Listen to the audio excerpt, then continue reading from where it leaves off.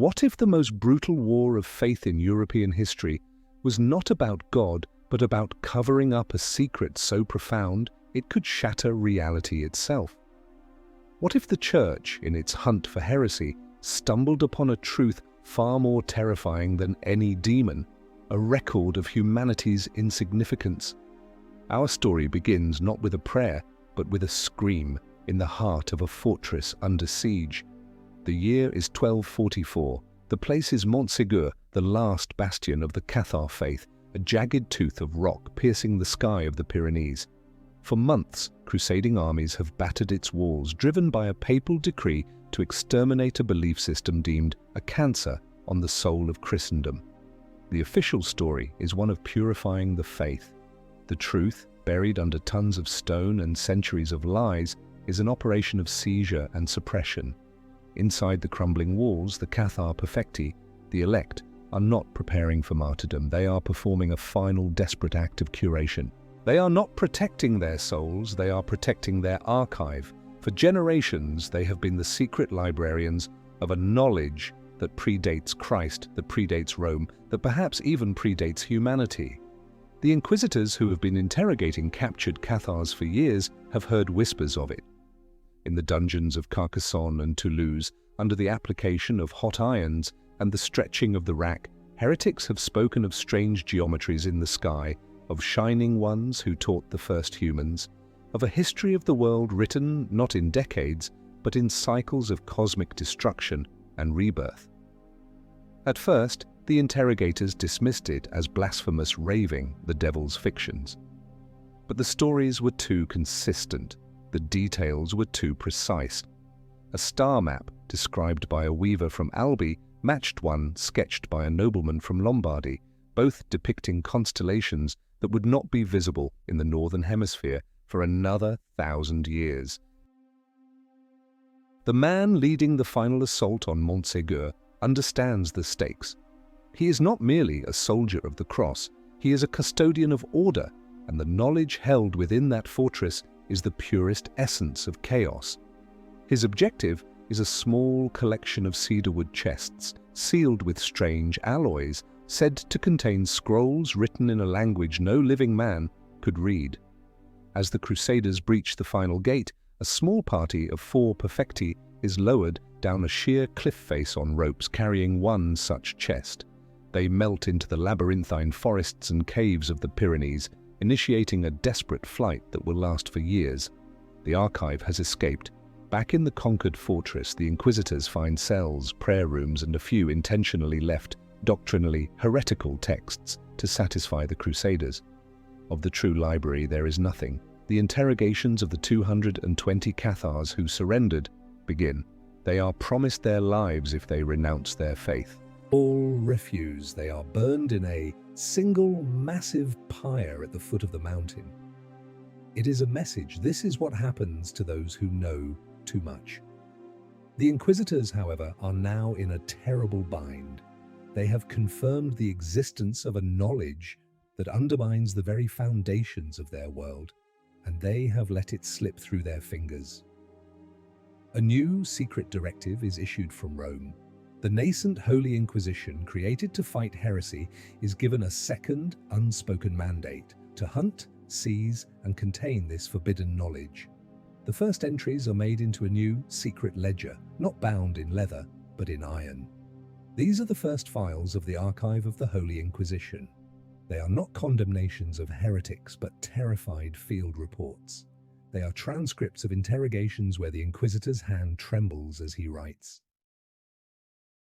The Inquisitor sought heresy in the soul, but found a universe in a madman's ravings, and for the first time he feared not God, but the truth.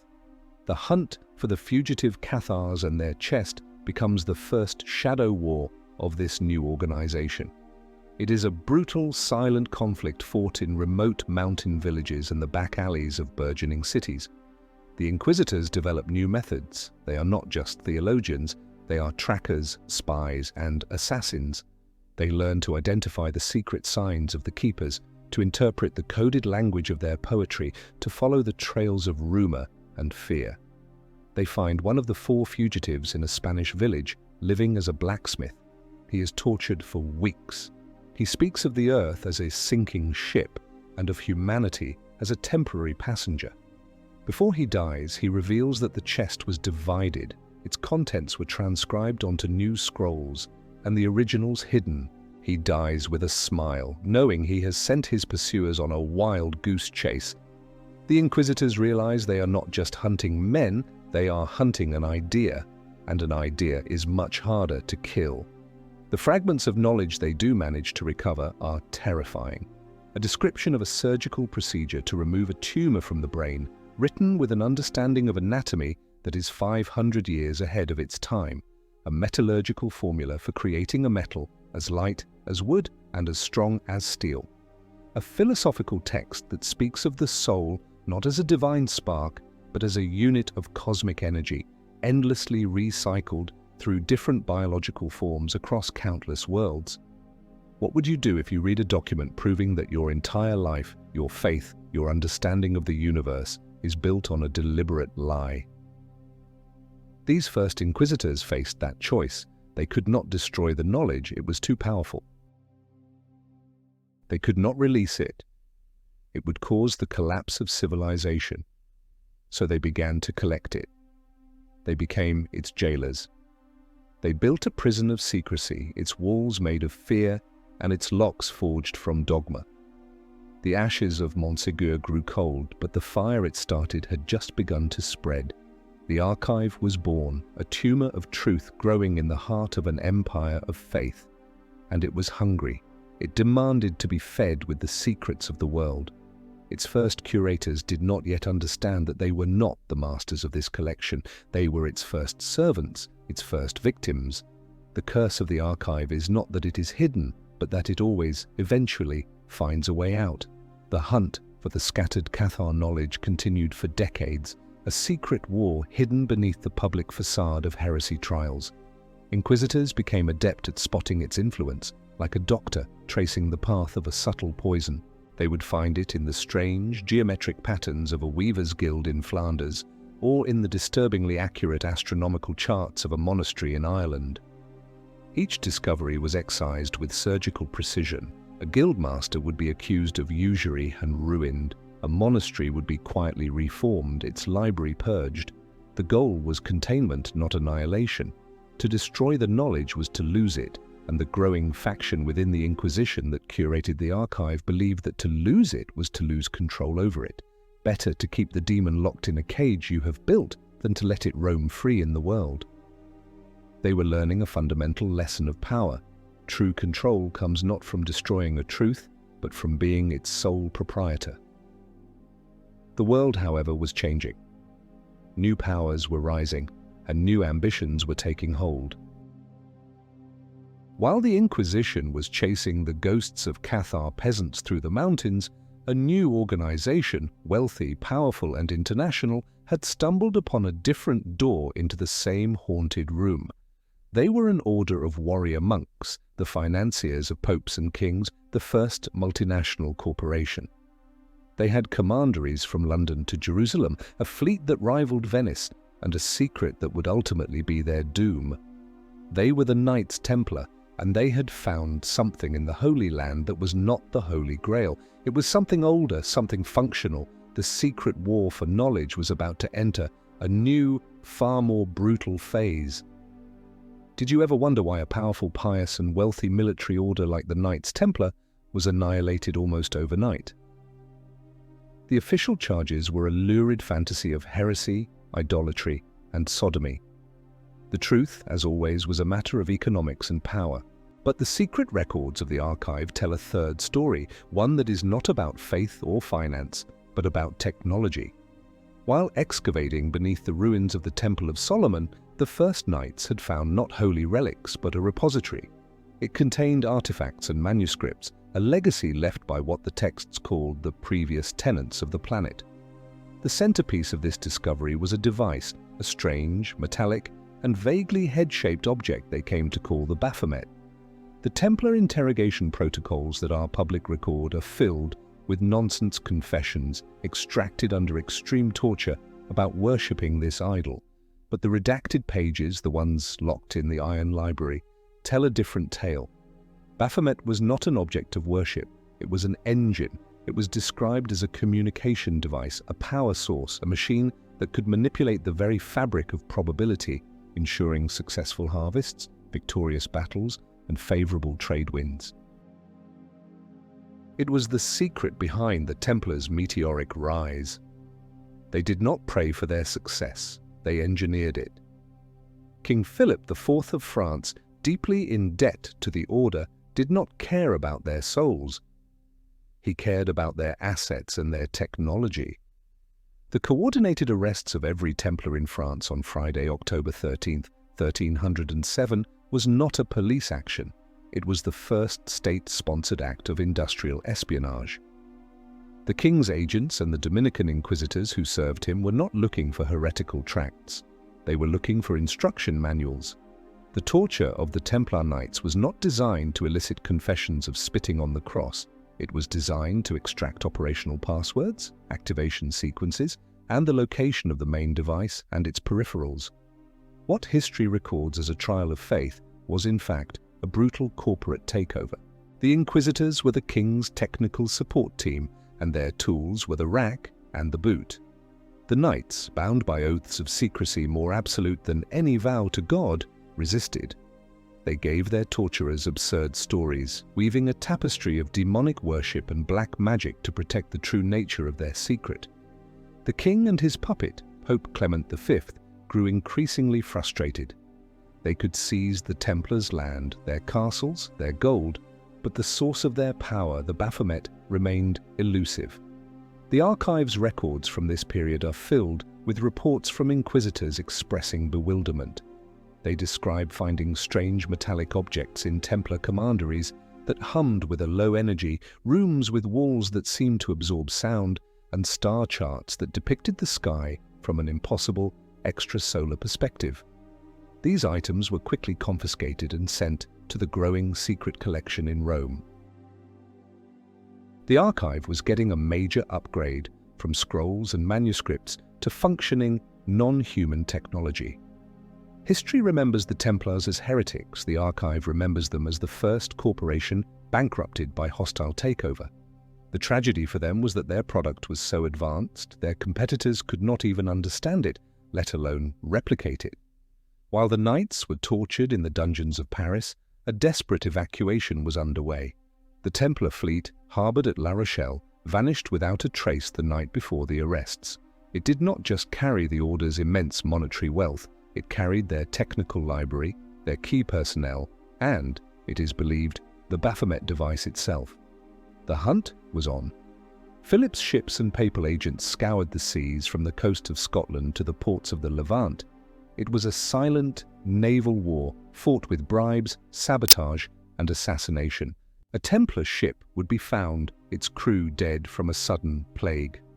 A map leading to a potential Templar hideout in Portugal would be sold to the king's men, only to lead them into a fatal ambush. The scattered knights used their immense logistical network to disappear, melting into the societies they had once controlled. They became Scottish mercenaries, Portuguese navigators, Swiss bankers. They hid their knowledge, breaking it down into fragments, encoding it into architectural designs, watermarks on paper, and the rituals of new, secret fraternities. The fall of the Templars was a catastrophe for the archive's curators. They had managed to acquire some of the hardware, but none of the software. They now possessed artifacts they could not activate, machines they could not understand. The Baphomet was out there in the world, a piece of unimaginable power in the hands of desperate, hunted men. The threat level had escalated exponentially. The Cathar knowledge was philosophical, dangerous to the mind. The Templar knowledge was operational, dangerous to the physical world. A new department of the secret archive was created, one dedicated not just to collecting information, but to tracking and neutralizing rogue technology. The inquisitors were forced to evolve. They had to become more than priests and lawyers. They had to become scientists, engineers, and saboteurs. Could you imagine the sheer terror of that moment? An inquisitor holding a humming, otherworldly object, knowing it could remake the world, but having no idea how to turn it on, or, more importantly, how to turn it off. This new phase in the secret war required a new type of enemy. The organized hierarchical structures of the Cathars and Templars were, in their own way, easy to fight. You could besiege their castles and arrest their leaders, but the knowledge they guarded was older than them, wilder. It had existed long before it was collected in Cathar scrolls or harnessed by Templar machines. It was a current of power that flowed through the world, an elemental force. It was sometimes called magic. The Church called it witchcraft, and the next great campaign of the Inquisition would not be against an army or an order, but against an idea whispered at the hearth, a power passed down from mother to daughter. The hunt for the Baphomet had gone cold, but the Inquisitors soon realized they had been chasing the branch while ignoring the root. The most ancient power was not stored in machines of metal, but in vessels of flesh and blood. The war for control of reality was about to move to the villages and countrysides of Europe, and its Bible would be a book bound in fear, the Malleus Maleficarum. The great European witch hunts of the 15th and 16th centuries are remembered as a period of mass hysteria, a horrifying symptom of social and religious anxiety. Thousands, mostly women, were accused, tortured, and executed for consorting with the devil. But what if the hysteria was a smokescreen? What if, hidden within the noise of false accusations and forced confessions, was a targeted, systematic campaign to eradicate the last vestiges of a competing power system? The infamous treatise, the Malleus Maleficarum, or the Hammer of Witches, was not, as is commonly believed, a simple manual for prosecutors. The copies held in the secret archive are annotated. They are field guides. They contain detailed instructions not just for interrogation, but for identifying and neutralizing individuals who possessed genuine, inexplicable abilities. The Inquisition was not hunting the devil's servants, it was hunting its rivals. The archive's protocols from this era are chillingly different from those of the Cathar and Templar trials. The Inquisitors are no longer just recording testimony. They are documenting phenomena. They describe rooms where the temperature drops by 40 degrees in seconds. They write of accused witches who can speak languages they have never been taught, who can describe events happening miles away with perfect accuracy, who can seemingly influence the roll of dice or the fall of cards. These were not parlor tricks, they were demonstrations of a science that operated on principles the Church could not comprehend. The true targets of the witch hunts were the bearers of ancient bloodlines, families in which certain paranormal talents were passed down genetically. These were the distant inheritors of the same pre-human knowledge the Cathars had written down and the Templars had tried to mechanize, but their knowledge was intuitive, organic, and wild.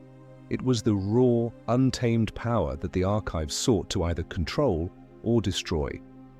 A specialized corps of inquisitors was trained for this new war.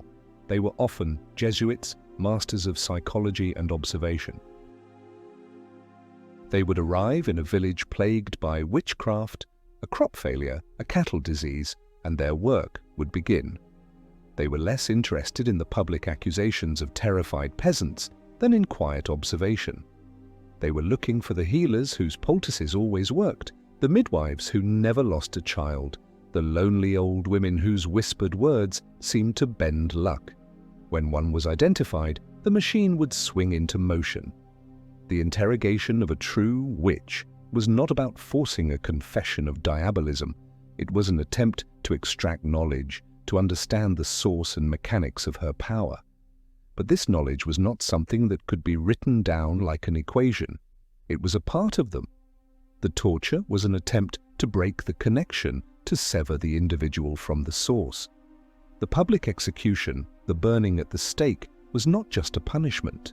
It was a brutal act of sanitary cleansing designed to terrify anyone else who might possess similar talents into hiding them and to ensure the bloodline ended.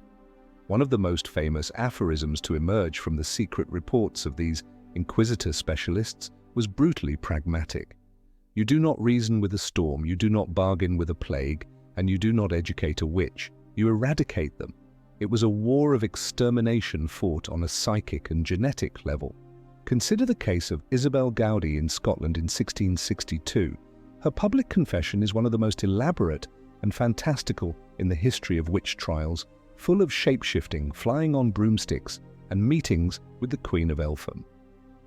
It is dismissed by historians as a product of psychosis or coercion, but the archive's shadow file on her case tells another story. The local inquisitor assigned to her case reported that she was the last in a line of healers stretching back centuries. During her interrogation, she demonstrated a form of remote viewing, accurately describing the contents of a sealed box in a room in Edinburgh, over 100 miles away. She was not burned. She was taken away by a special Vatican team and was never seen again. Her public record ends, but her file in the archive continues for another 200 pages, filled with transcripts of discussions about the nature of consciousness and its ability to interact with the physical world. She was not a heretic to be punished. She was a data point to be analyzed. The war against the witches was ultimately successful.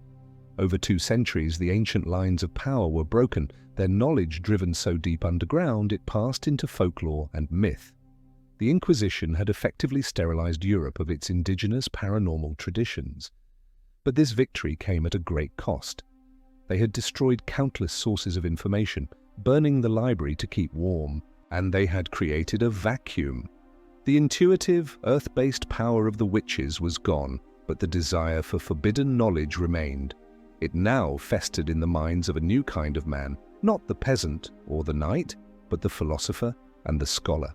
The Renaissance was dawning, an age of explosive intellectual curiosity. The inquisitors had barely managed to put out the small fires of village magic when a new, far greater conflagration was about to erupt in the universities and salons of Italy. The fight was moving from the physical to the conceptual, from the battlefield of the soul to the battlefield of the cosmos. The next great heretic would not claim to speak with spirits, but to have walked on other worlds. His name was Giordano Bruno. The trial and execution of Giordano Bruno in the year 1600 is held up as the quintessential clash between the freedom of science and the dogma of religion.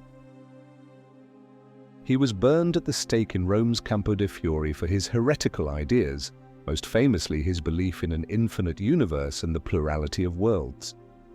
This is the story we are told, but the archive reveals a far more terrifying motive for his execution.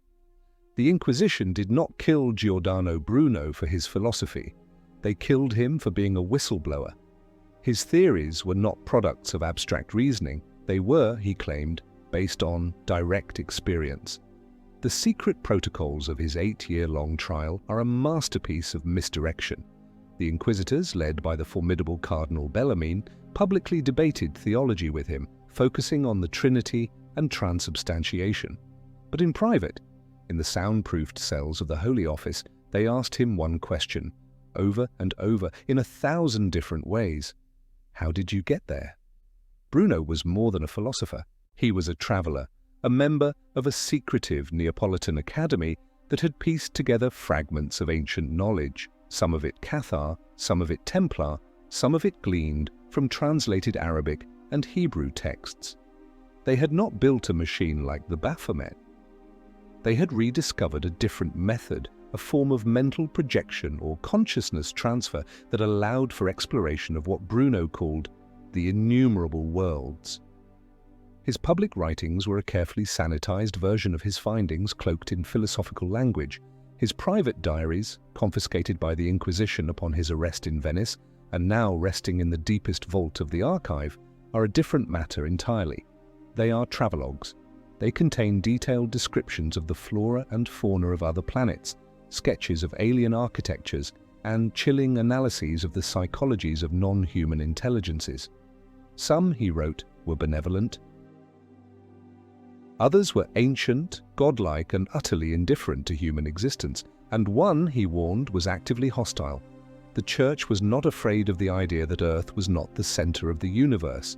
It was terrified by Bruno's intelligence report that humanity was a minor, unprotected species in a very crowded and dangerous neighborhood. His execution was not an act of censorship. It was an act of planetary quarantine. He was not burned for saying other worlds existed, but for trying to tell humanity how to reach them, and more importantly, for warning that their inhabitants had been observing us for millennia. The public spectacle of his death was a brutal message to any other would-be cosmic explorers. This path is forbidden. The hunt for his followers and the remaining copies of his private manuscripts became the Inquisition's top priority. It was a spy thriller played out in the courts and universities of Europe. Jesuit agents posing as students and patrons of the arts infiltrated intellectual circles, hunting for any sign of Bruno's contagion. They staged burglaries to steal papers, started rumors to discredit promising astronomers, and arranged accidents for those who got too close to the truth. One of the quiet tragedies recorded in the archive is the story of a young German astronomer who, just a few years after Bruno's death, built a telescope far more powerful than Galileo's. He observed strange geometric structures on the moon and began to correspond with other thinkers about it. Within 6 months, his observatory burned down in a mysterious fire, and he was found dead, an apparent suicide. The official verdict was melancholy. The unofficial report in the archive ends with a single Latin word, silentium. Imagine having that kind of power, the power to edit reality, to decide which scientific discoveries are allowed to see the light of day and which must be buried. What would you do with it? Would you allow humanity to reach for the stars, knowing it might lead to our destruction? Or would you keep us confined to our cradle, safe but ignorant? This was the terrible burden of the archive's curators. They had become the gatekeepers of human destiny.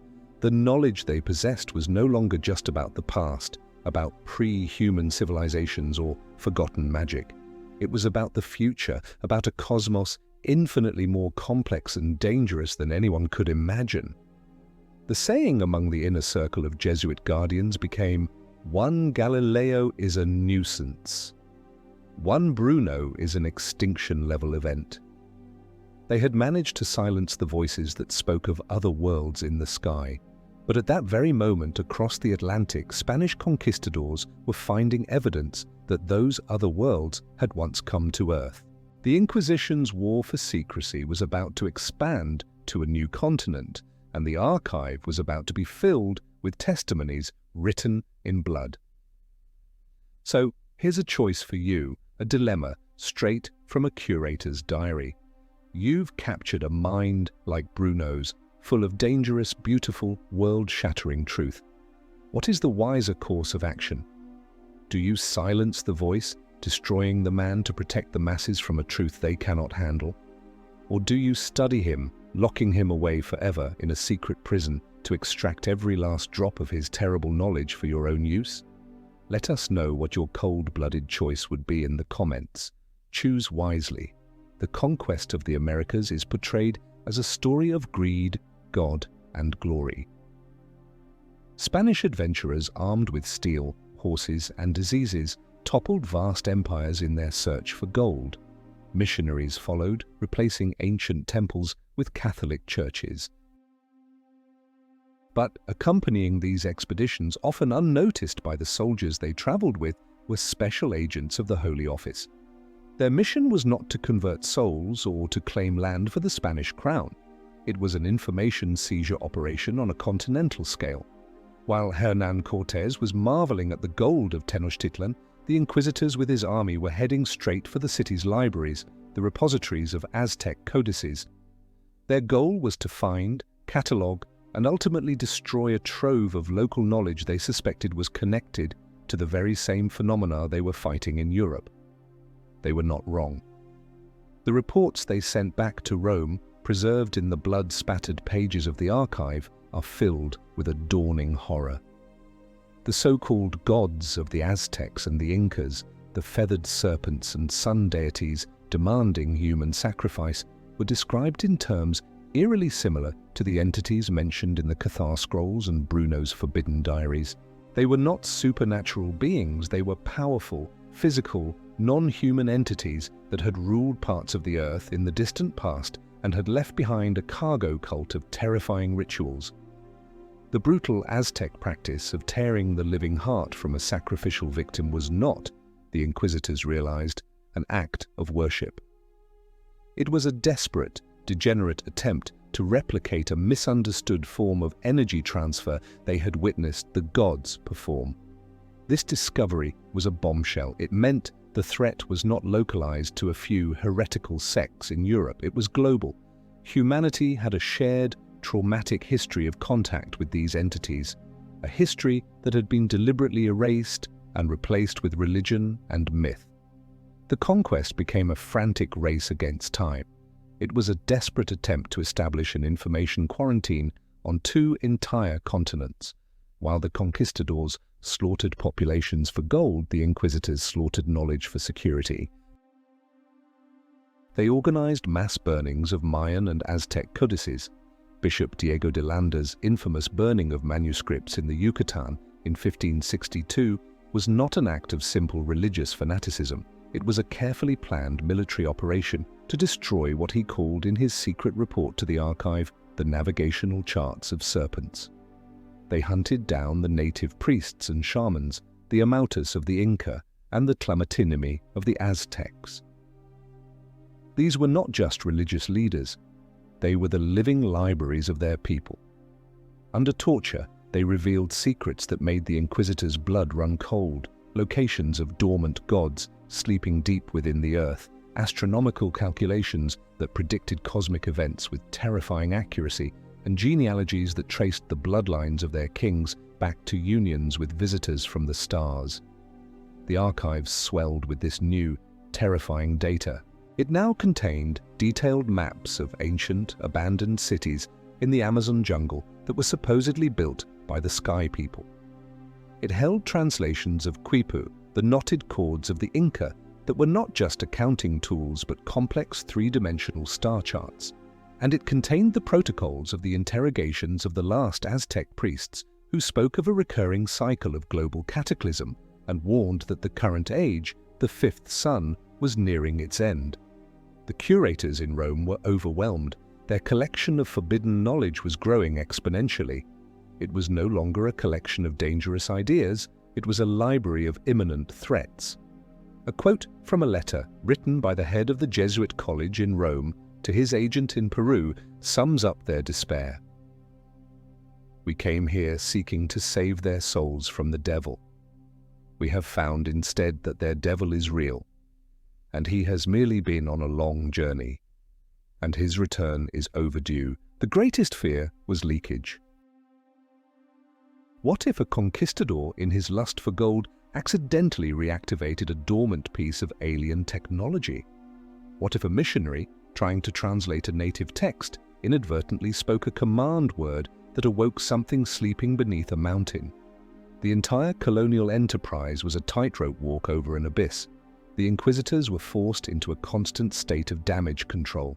They created fake myths attributing ancient ruins to lost tribes of Israel or Phoenician sailors, anything to obscure the terrifying truth. They subtly manipulated colonial policy, ensuring that certain resource-rich areas, which also happened to be sites of ancient power, were declared too dangerous for settlement. They were redrawing the map of the New World not based on rivers and mountains, but on levels of existential threat. The sheer volume and danger of the information flowing in from the colonies, combined with the technological artifacts from the Templars and the cosmological data from thinkers like Bruno, forced a radical change in strategy. The archive could no longer be a scattered collection of secret documents hidden in various monastic libraries. It had become too potent, too volatile.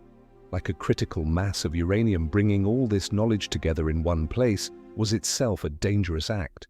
But leaving it scattered was even riskier. A decision was made at the highest levels of the Vatican's secret keepers. The knowledge needed a prison, not just a library, but a fortress, a place designed not to make information accessible, but to make it utterly and permanently inaccessible to all but a select, doomed few. The era of collection was ending. The era of incarceration was about to begin. The Iron Library was conceived. The construction of the Iron Library was the most secret project in the history of the Vatican. It was a feat of engineering and paranoia, built deep in the bedrock beneath St. Peter's Basilica over a period of 50 years in the late 16th and early 17th centuries. Officially, the construction was for new wine cellars and archival space for papal records. In reality, it was a maximum security prison for ideas. The architects were a secretive team of Jesuits who combined the latest in Italian fortress design with esoteric principles of warding and symbolism gleaned from the very texts they sought to contain. The walls were feet thick, with lead to block strange energies the curators did not understand. The doors were made of Damascus steel, with complex mechanical locks that required multiple keys held by different officials. The entire structure was designed as a labyrinth, with dead ends, hidden traps, and a single, heavily guarded path to the central chamber. Into this fortress, they gathered the archive, the Cathar scrolls describing the pre-human rulers of Earth, the Templar devices that hummed with a silent, contained power, the uncensored diaries of Giordano Bruno with their sketches of alien life, the blood-stained codices from the New World detailing the return of the sky gods. For the first time, all the pieces of the puzzle were in one place, and when they were brought together, they began to resonate. The curators, a specially selected and rigorously trained order of Jesuit scholars known as the Custodes Secretorum, the keepers of the secrets, were the first to notice the effects. Simply working in the outer chambers of the library, cataloguing and cross-referencing the materials began to take a psychological toll. They reported vivid nightmares, auditory hallucinations, and a creeping sense of being watched. A chilling new truth became apparent. The archive was not a passive collection of information, it was active. It was a presence. It seemed to want to be known, and it exerted a subtle, corrosive influence on any mind that came near it. A schism quickly developed within the ranks of the keepers. One faction, the annihilationists, argued that the collection was too dangerous to exist. They believed it was a psychic poison, and that their duty to God and humanity was to destroy it completely, to burn the books, smash the artifacts, and erase all memory of its existence. The other faction, the curators, led by the Jesuit general himself, argued that this would be a catastrophic mistake. Their reasoning was stark. We cannot destroy what we do not understand. To burn these books would be like a child burning a book on plague, thinking it will cure the disease. The knowledge would still exist out in the world, and we would be left blind with no way to recognize or fight it. The curators won the debate. The policy became one of containment and study. But this created a new, terrible problem. Who could possibly study this material without going mad? The keepers were trapped in a paradox. To guard the world from this knowledge, they had to understand it. But to understand it was to be consumed by it. They developed elaborate psychological and spiritual exercises to protect themselves, rituals of prayer, meditation, and intellectual discipline designed to shield their minds. It was not enough. The archive's records from this period are filled with tragic case files of the keepers themselves. There is the story of Father Alighieri, the master linguist, who successfully translated a section of a Cathar text, and the next day calmly walked to the top of the dome of St. Peter's and threw himself off, leaving behind a single note that read, "The cradle is a cage." Or the case of Brother Valerius, the chief archivist, who spent a decade working in the library and was one day found in his cell, having gouged out his own eyes, screaming that he could still see the wrong colors from beyond the sky. The Iron Library had become a place of silent, intellectual horror. The greatest minds of the Jesuit order were sent to be its wardens, and they were sacrificed, one by one, to the terrible gravity of the knowledge they guarded. The internal war between the annihilationists and the curators never truly ended. It just went underground. The archive contains records of at least 3 separate attempts by annihilationist factions to infiltrate the library and destroy its contents. One such attempt in 1640 led to a catastrophic fire in the lower levels of the Vatican. The official story was an accident in a storehouse of lamp oil. The truth was a running battle in the secret corridors between 2 groups of priests, armed with swords and primitive grenades, a holy war fought in the dark over the fate of human sanity. The curators, having become masters of secrecy and counterintelligence, won. The library was saved, but they knew they could not just sit and guard their prison forever. The world outside was changing, the age of reason was beginning, and with it came new secret societies, new philosophies, and new hunters of forbidden knowledge. The keepers had to go on the offensive. The 17th and 18th centuries, the so-called Age of Enlightenment, were a time of explosive change. Reason was elevated above faith, and the scientific method began to unlock the secrets of the universe. But beneath this rational surface, a shadow world of mysticism and secret societies flourished. The Rosicrucians, the Freemasons, the Illuminati, all were seeking a hidden, ancient wisdom they believed could transform humanity. For the Jesuit keepers of the archive, this was a new and terrifying threat. These groups were not heretics to be burned or indigenous tribes to be quarantined. They were sophisticated, well-funded, and international networks of intellectuals, nobles, and revolutionaries. And they were getting dangerously close to rediscovering fragments of the very knowledge locked away in the Iron Library. The Jesuit order, already a formidable global intelligence network, transformed its secret heart into a counter-occult agency. Their mission? To infiltrate, discredit, and neutralize any person or group that threatened to breach the walls of their carefully constructed reality. This was the great secret war of the Enlightenment. It was not fought with armies, but with information, sabotage, and assassination.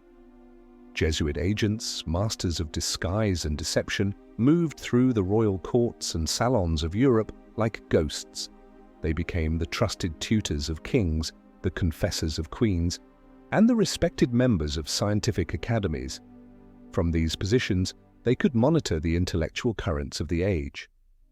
When a thinker like Leibniz began to speculate on binary code and a universal language, a Jesuit agent would befriend him, gently steering his work toward more acceptable channels, while secretly reporting back to Rome that his theories were dangerously close to the symbolic language found on Templar artifacts. When a charismatic adventurer like the Count of Saint-Germain appeared in the court of Louis XV, seemingly ageless and possessing a vast, inexplicable knowledge of history and alchemy, a dedicated Jesuit team was assigned to shadow him. Their report, locked in the archive, concludes that he was not a charlatan, but was in possession of a genuine fragment of pre-human science, likely a form of life extension technology. Their mission was not to expose him, but to acquire his secret by any means necessary. They became masters of the intellectual duel. A Jesuit scholar would publicly debate a Rosicrucian mystic, systematically dismantling his arguments with logic and reason, making him appear a fool. But the real battle would happen later. The mystic's laboratory would be mysteriously burned, his patrons would inexplicably withdraw their funding, or he would be implicated in a political scandal and forced to flee. The Jesuits' greatest weapon was their own archive. They knew what was real and what was fantasy. They could look at an alchemist's work and know if he was just a fraud trying to make gold, or if he was on the verge of rediscovering a formula for manipulating matter at a subatomic level, a formula they already possessed from a captured text. A particularly telling aphorism from the era, attributed to the Jesuit general, states, "To rule the world, it is not necessary to have all the answers. It is only necessary to ensure that no one else does."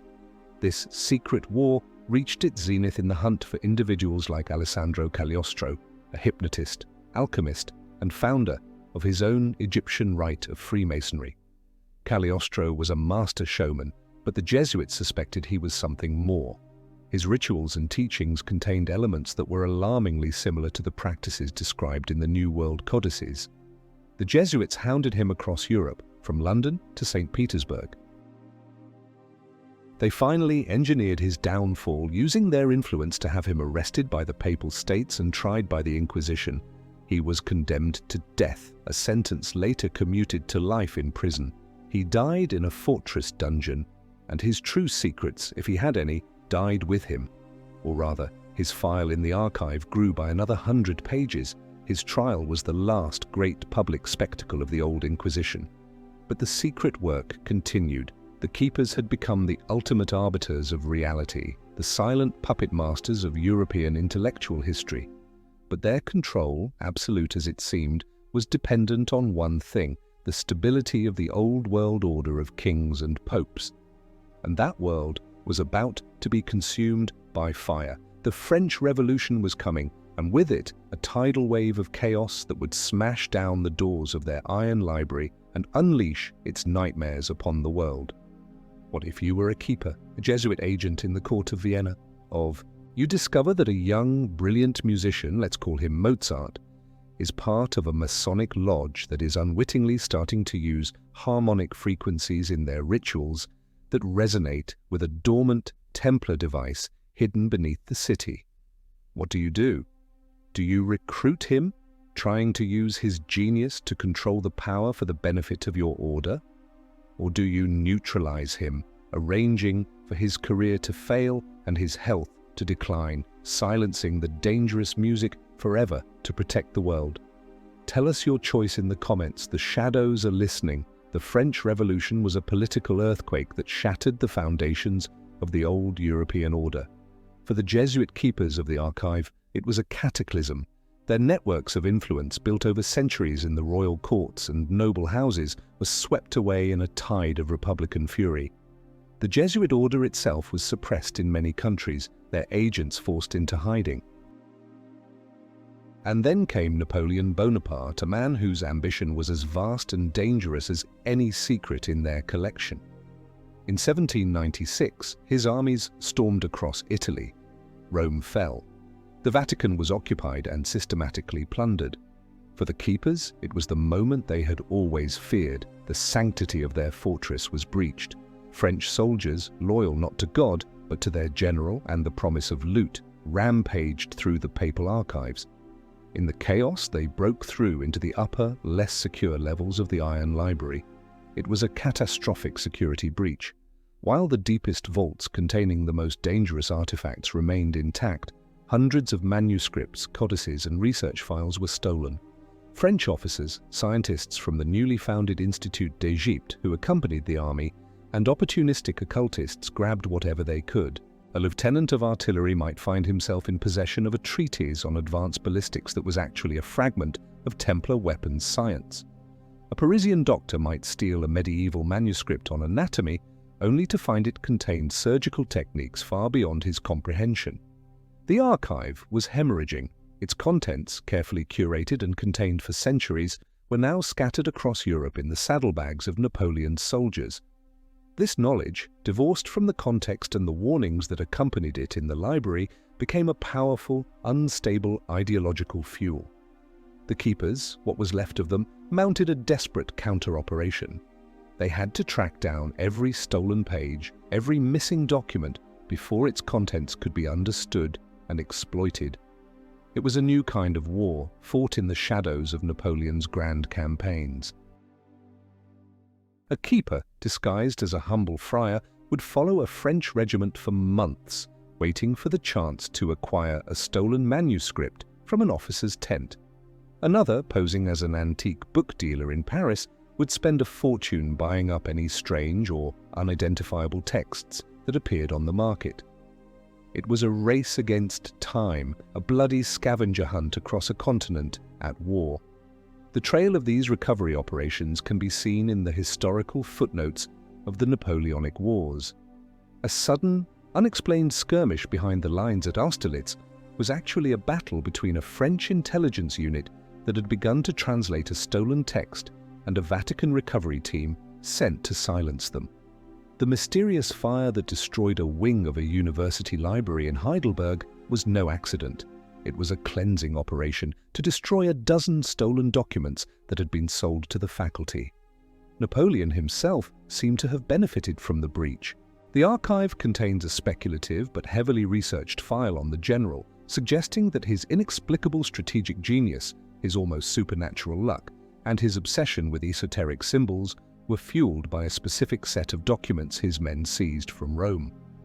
The French expedition to Egypt was not just a strategic move against the British, it was an occult quest guided by stolen maps from the archive that pointed to locations of buried Templar technology.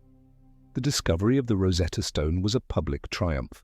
The secret discovery of a sealed chamber beneath the Sphinx, as documented by a terrified keeper agent who had infiltrated the French scientific corps, was a potential world-ending disaster.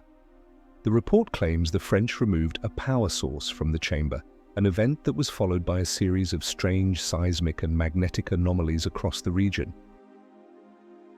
The keepers followed the bloody trail of the stolen knowledge all the way to the burning of Moscow in 1812. In the chaos of the city's fall, a team of keepers working with agents of the Russian Tsar cornered a group of French military engineers who were in possession of one of the most dangerous texts, a witch's grimoire that was actually a manual on psychological warfare, detailing methods for inducing mass hysteria and fear. The battle for this single book, fought in the cellars of a burning mansion, cost the lives of a dozen men from both sides. This was the new reality for the custodians of the archive. The world had become too fast, too chaotic, too violent.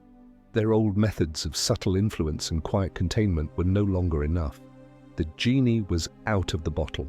Fragments of the truth were now circulating in the world, feeding the imaginations of mystics, the ambitions of generals, and the obsessions of a new generation of secret societies that would rise from the ashes of the Napoleonic Wars.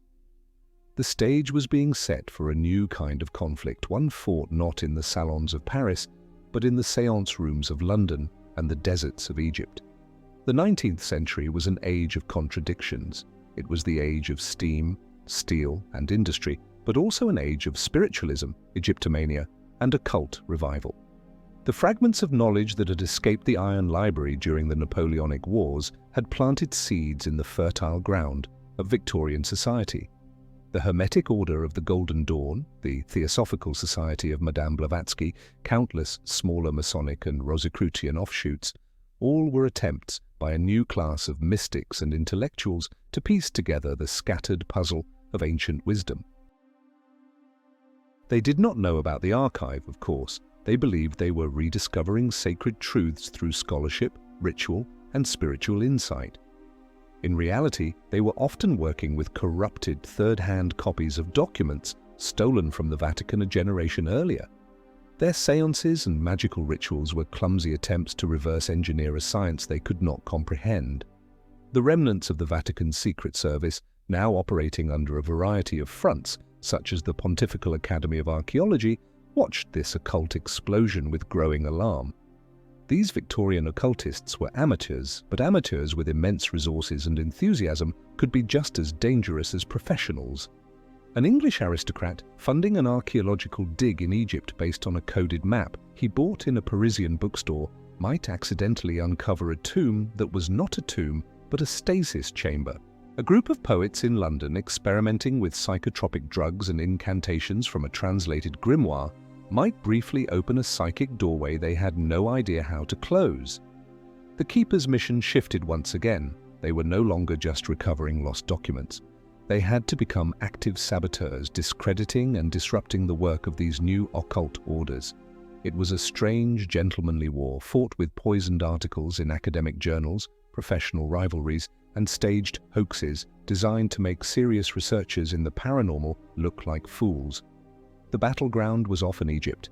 The Victorian obsession with Egyptology was the perfect cover for both sides. A Golden Dawn expedition searching for the Book of Thoth in the Valley of the Kings would find its work constantly hampered by a rival team of quiet, efficient Italian archaeologists who seemed to have an uncanny knack for being in the right place at the wrong time. Dig sites would be flooded. Important artifacts would go missing. Local guides would be bribed to lead the English on pointless journeys into the desert. One of the more darkly humorous reports in the archive from this period details a keeper agent disguised as a dervish who spent 6 months leading a group of British theosophists on a quest for a lost city of ascended masters in the Sahara. A city he had invented entirely from whole cloth just to keep them away from a real site of interest near Giza. The aphorism among the keepers became, "The amateur seeks revelation, the professional manages perception." But sometimes the game would turn deadly. A spiritualist séance in a fog-shrouded London mansion would spiral out of control. A medium who was more gifted than she knew would make contact not with a deceased relative, but with a residual consciousness left behind in a Templar artifact hidden in the room. The Keeper's local agent would be forced to intervene directly, perhaps by disrupting the circle at a critical moment, an act that could have lethal psychic consequences for everyone involved. The aftermath would be written off as a gas leak or a case of collective delusion. These incidents were happening with increasing frequency. The fragmented knowledge was like a virus, replicating and mutating as it spread through the intellectual underworld. The Keepers were playing a desperate game of whack-a-mole, and they were losing. They simply did not have the manpower to monitor every mystic, every inventor, every secret society in the world. They knew a breaking point was coming. The fragmented knowledge, combined with the rapid technological advancements of the industrial age, was creating a volatile mixture. Inventors were starting to build machines that bordered on the impossible, often inspired by strange dreams or sudden flashes of insight. Political movements were adopting mystical ideologies, weaving fragments of the forbidden knowledge into their manifestos. The world was becoming supercharged with a dangerous, chaotic energy. The Keepers realized that the great threat was no longer a lone mystic or a secret society. The threat was the modern nation-state.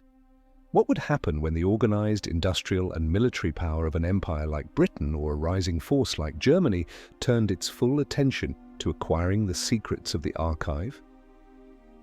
The gentleman's war of the 19th century was about to end. A new, far more brutal conflict was on the horizon, a race for the absolute weapon, a shadow war that would be the secret catalyst for the unprecedented slaughter of the coming world wars. The dawn of the 20th century was a time of immense optimism and unbearable tension. The great empires of Europe, armed with new industrial technologies, jostled for dominance in a complex web of alliances and rivalries. But beneath the surface of this geopolitical struggle, a new and final race had begun. The intelligence services of Great Britain, the German Empire, and Tsarist Russia had all, through different means, become aware of the existence of a body of knowledge that promised ultimate power. They didn't call it the archive. The Germans called it the Thule Erbe, the Aryan heritage. The British referred to it as grimoire, a catch-all for anomalous artifacts and texts. The Russians knew it as the Chornaya Kniga, the Black Book. They were all hunting for the same thing, the keys to a science that could render conventional armies obsolete. Archaeological expeditions and anthropological societies became the new fronts in this shadow war. When a German team, sponsored by the Thule Society, began excavating in the mountains of Tibet, searching for the origins of the Aryan race, they were really following maps that hinted at a pre-human repository.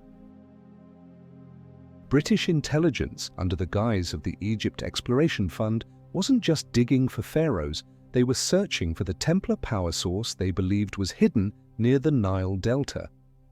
And the Tsar's secret service, the Okhrana, was ruthlessly pursuing Russian mystics like Gurdjieff and Rasputin, believing they held pieces of the puzzle. The agents in this war were a new breed. They were not priests or scholars, they were soldiers, spies, and assassins, killing each other for scraps of information in the back alleys of Cairo, the mountains of Central Asia, and the salons of St. Petersburg.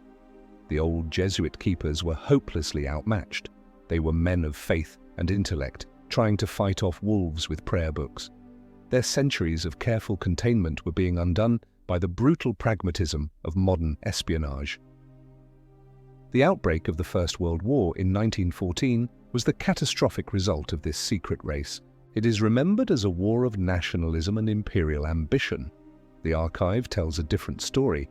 It was the world's first industrial-scale occult war. Both sides attempted to weaponize the fragments of forbidden knowledge they had managed to acquire. The horrific static trench warfare was not just a failure of military tactics. It was, in part, the result of both sides deploying low-level psychic and probabilistic weapons designed to induce fear, confusion, and bad luck, effectively creating a zone of mutual annihilation from which neither could escape. The strange, unexplained phenomena of the war, the angels of Mons, the widespread accounts of shell shock that resembled psychic trauma more than cowardice, the uncanny ability of some flying aces to anticipate their enemies' moves, were all ripples from this hidden conflict. The saying among the few surviving keepers who observed this carnage was devastatingly simple. They have learned to rhyme the words of power, but they do not understand the grammar, and so they have summoned only death. The war was a crucible. It burned away the romance and the ambition, leaving only horror.